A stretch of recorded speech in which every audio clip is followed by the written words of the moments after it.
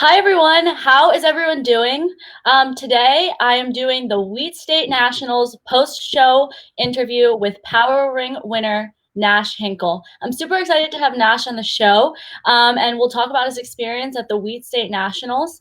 But first, I want to let everyone know that there's an amazing event happening this weekend, November 20th and 21st, the Destin Open. It's a Pro Mac tournament, also NASCAR rated, and it's going to be in Florida, the beautiful state of Florida, and on the beach. And it's going to be an amazing event covered by Point Fighter Live.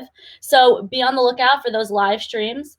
And this is going to be a tournament that you're not going to want to miss. And for anyone that is nervous about COVID-19, the promoters Holly Ham and Clint Ham have created a comprehensive COVID-19 safety plan. And so that includes temperature checks, it includes hand sanitizer, even pod seating for spectators. And it's going to be a really awesome event. And I hope that people can take the time to head down to beautiful Florida and get their competition on. With that said, I'd like to now bring in Nash from the Wheat State Nationals, and we'll have him pop in just a second. Hi, Nash. How are you doing? Good. How are you? I'm good, and I'm really excited to have you on. So let everyone know how old you are and what you won at the Wheat State Nationals. Awesome. Yeah, thank you. I'm 16, and I was competing in forms, point sparring, and open weight sparring. Yeah, that's a lot of different divisions. So very impressive. How was your experience competing at this tournament? I know actually you're the son of the promoter, so you sort of get the perspective of the setup. I'm sure you got a little stress. I'm sure you felt the stress of the setup of a tournament, and then also competing as well, and obviously excelling at the tournament on tournament day. So how did that go? Oh, competing's awesome, and it was a pretty good division between all three divisions, and then going to grands. But the setup part of it is fun as well. Getting behind the scenes and helping with the tournament setup and the rings and all that stuff the night before. So it's pretty fun. That's good. And so you are at the karate school right now, and I know that you told me that you're teaching today, and you just came from school. So you're a very busy guy. So what's your daily routine look like as a 16-year-old awesome martial artist who basically does everything? Well, I start school around 7:30, so we get to the dojo just because it's a little easier to go from school to work. So I get to the dojo around 7, start school 7:30, go through school. School ends around 3:05, so from there I get ready, I set the dojo up. We have some lessons here and there, and then I train after school sometimes. And then classes start at 5, and I teach 5 to 9. Mm-hmm. And so how do you do any other sports? Is martial arts your primary sport? Yeah, martial arts. I really don't do any other sports besides martial arts, so I stick with martial arts mostly. When did you? I know that your dad owns his own school and is a martial artist. So when did you start actually in the martial arts? How old were you? I started when I was around 3, but I think I really started, training and hitting it hard around, 6 or 7. Wow, three is on the younger side. I started when I was 5. I did want to start when I was 4 years old, but I think my parents thought I was a little too young for it. So what is your favorite part of competing? Meeting people, and you meet a lot of new people, just from everywhere. It's never, the same people. There's always going to be someone new at the tournaments and stuff, so that's pretty cool. And then just the competition side of it, being competitive, and the wins and the losses is always fun. That's interesting that you mention not only the wins, but the losses as well, because it's such a natural part of competition. There has to be a winner, and if there's a winner, there's a loser. So how do you personally deal with losses? What's your mindset coming in as second place, for example? Well, definitely there's always going to be one winner. So if you're take second place, third place, you can go back and work on, what you missed. You can ask the judges, what could I do better next time, and then go back, practice that and be ready for the next one. It's always good to practice, the stuff that you can lack on. Yeah, and I know that you won forms grants at the Wheat State Nationals. Was that traditional or was that CMX? Yeah, it was traditional. Traditional. And so do you do CMX forms or do you focus mainly on traditional? I do a little bit of it. A I little? really don't compete much with it though. Mm-hmm. Gotcha. Mostly. And who's your main trainer for your martial arts? For traditional forms, I train with Brett Thomas, and that's mostly for traditional.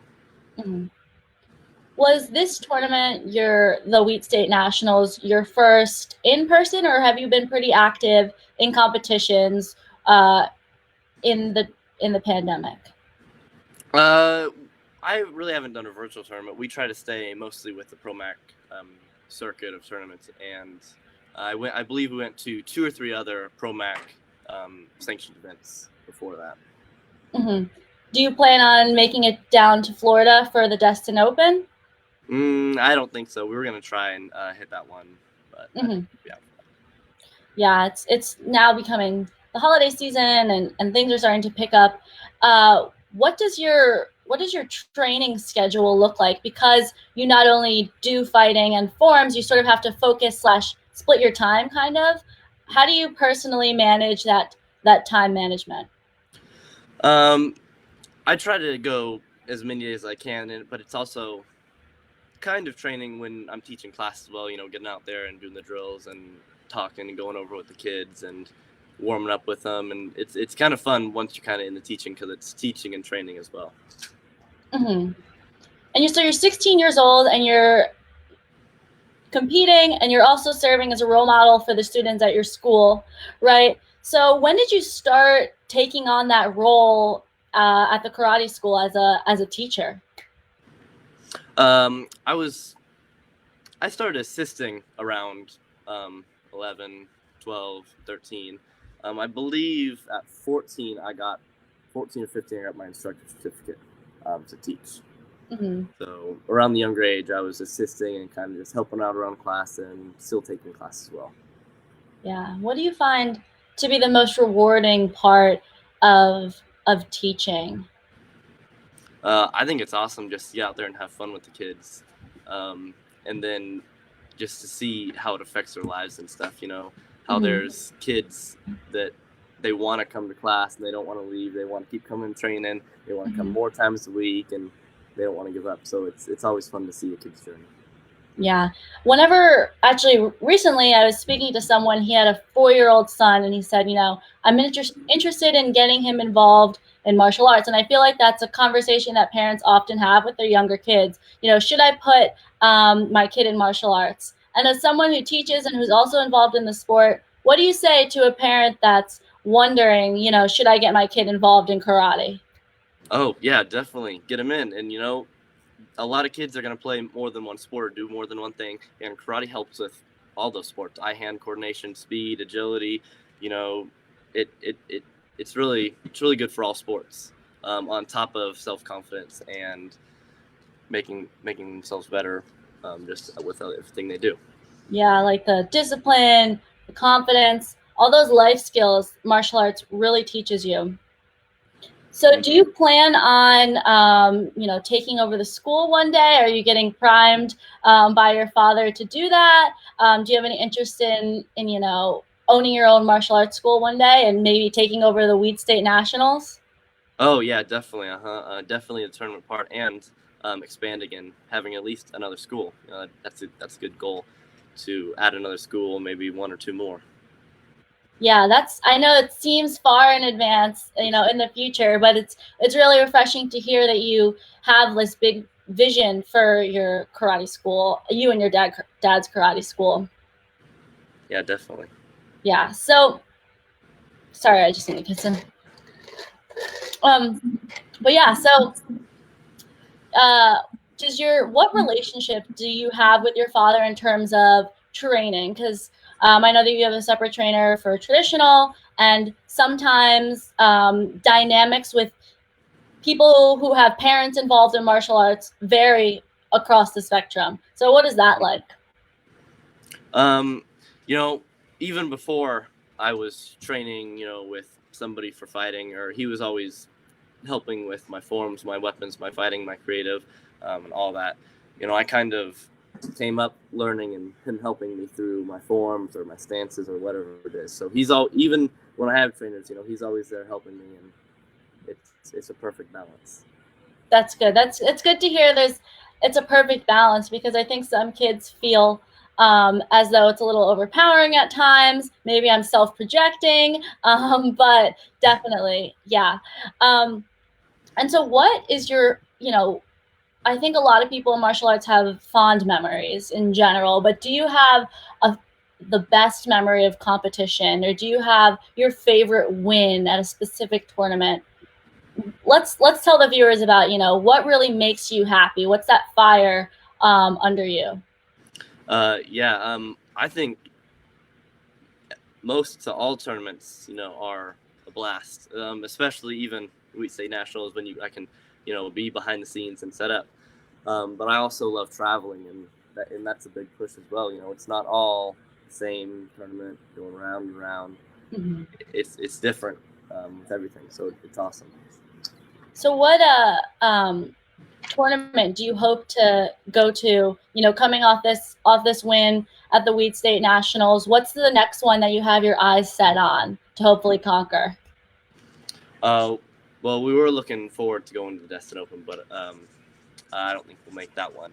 But the next tournament definitely is, I believe, in February, Memphis, Mm-hmm. Memphis Open, and I had a two-year streak before this last tournament of open weight sparring, so I want to go back at that one. Oh yeah, streaks, definitely. I would love to hear your opinion on having, a streak at a tournament, or streaks in general. They're kind of, I would say that they're nerve-wracking to some. Personally, it's yours to lose, right? So someone's gunning for you. How do you feel about having a streak at, say, the Memphis Open, and the possibility of you losing it? What is your mentality going in with that pressure? Well, somebody has to go in there and win it, so best be me. If you have that chance, you can go in there and get it, and then if you can't, then you just learn from it and you go back and you try to take that streak back over again. Yeah, you gotta start over, and you can't let it bring you down, right? That's definitely motivating. And so, are you just you and your father are the only ones who do martial arts? Do you have any siblings? Yeah, I do have a brother, Walker. And does he do martial arts? Yes, he does. Okay, so it's sort of like a family thing, Mm-hmm. or am I wrong? Oh yeah, definitely. My mom, my dad, my brother, my aunt works here. Oh wow. Yeah, so it's definitely a family business. Mm-hmm. Awesome. And so, what do you plan on doing? From now until the Memphis Open, because you said it's in February, which is some months away. How do you keep yourself sharp with that much time in between tournaments? Well, it definitely, especially with the big fans, that's where teaching definitely comes in handy and helping. As I'm just in there practicing and going through with the kids, it keeps me in shape, as well as practicing off to the sides after classes and private sometimes. So the long span definitely helps with classes and staying in shape, that aspect. Yeah, it seems like you have a really productive setup, being able to go to karate school and being in a family of martial artists. But I am interested, for my last question for you is, what are some challenges that you face in the martial arts that you sort of had to overcome, and overcome? Yeah, definitely. Time. There's a lack of time, but that's good. A busy schedule. But between school and teaching and practicing, it's a lot, but it's worth it. Yeah, time management is something that's an invaluable skill that I think a lot of martial artists and someone in your position has to learn. And it's really impressive that you ran from school to get onto this interview, and then in less than 2 hours, you're going to be teaching the next generation of martial artists. Yep. So, Yeah, it's awesome. Yeah. All right. So thank you so much, Nash, for coming on, and congratulations on your win at the Wheat State Nationals.